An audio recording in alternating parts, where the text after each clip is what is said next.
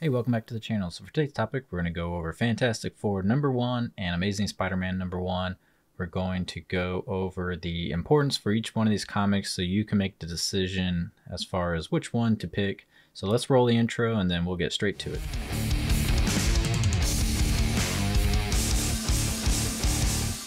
Came up with this video because the question was asked on social media as far as which one to pick. Which one, if you can only pick one, which one would you have for long term? And it's a really tough question because, well, before I even answer it, the reason why I'm not going to answer is because I'm going to give you all the details. So let's just start off with the details for it. So Fantastic Four #1, right? So this comic is the beginning of Silver Age comics for Marvel. This is a iconic comic.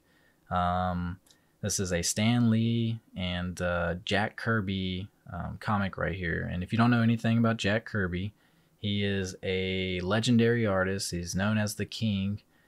He's come up with many superheroes as far as at least being part of creating them. So some of the heroes he's came up with is like, he's came up with like X-Men, Hulk, Thor, Black Panther, you know, obviously Fantastic Four.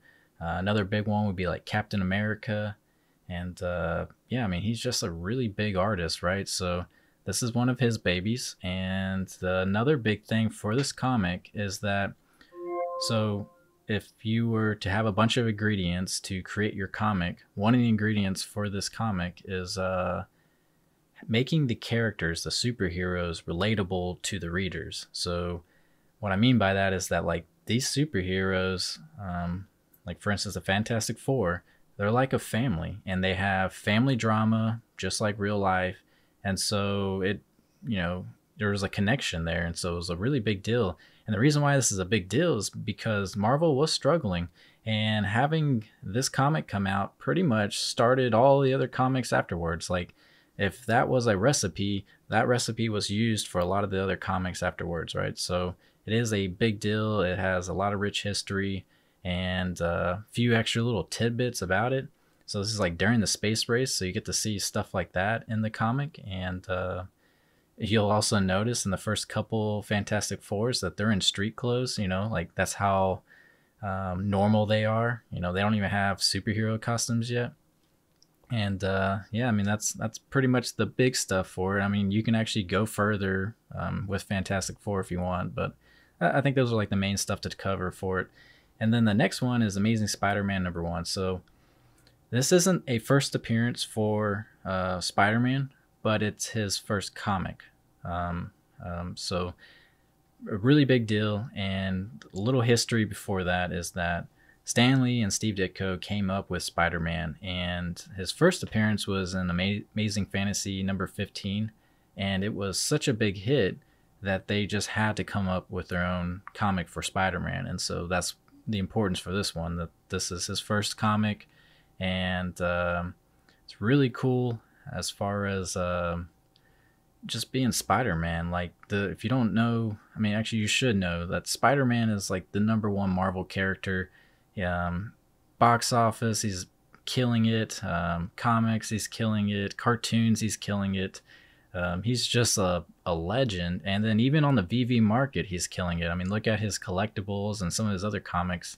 So that's the reason why this was kind of like a hard choice, because Spider-Man is just so freaking popular that the markets are different from the physical markets. So even though, you know, Fantastic Four #1 seems to be the better choice in the physical world, on VeVe, since the market's different, it's a lot harder, because I just don't know how the market's going to react. Are we going to have so many Spider-Man fans that they're just going to ignore the rich history of Fantastic Four? I don't know. So very tough call. And if you don't know, just to even go a little deeper with this, that like Steve Ditko is a legendary Spider-Man artist. Not only did he create Spider-Man, he actually drew him pretty well. So if you were to, you know, I'm sure it could be argued, but I would definitely say he's like the #1. And if you wanted to argue, maybe he's a #2 and you think somebody else is better, I mean, I guess that's fine. But really, Steve Ditko is an awesome Spider-Man artist, and one of my favorite covers is his Spider-Man #33. Man, that one's a really cool cover. And hopefully one day I can actually get that cover. It's on my list. I still don't have it, so I want to get that cover, or at least on VeVe. It'd be really neat if it comes out on VeVe, so then at least I can say I own the cover, whether it's digital or physical. But yeah, that's about all I have for this comic. It's a very tough choice. The easiest answer would be to buy both and then be done with it. But if you only had to buy one, man, I'm telling you, to me, I feel like it's tricky. It's a tough call. And an easier one to compare this one, which I would think would have an easier answer, would be if I was to compare Fantastic Four #1 with Amazing Fantasy number 15. I think I would choose Amazing Fantasy 15.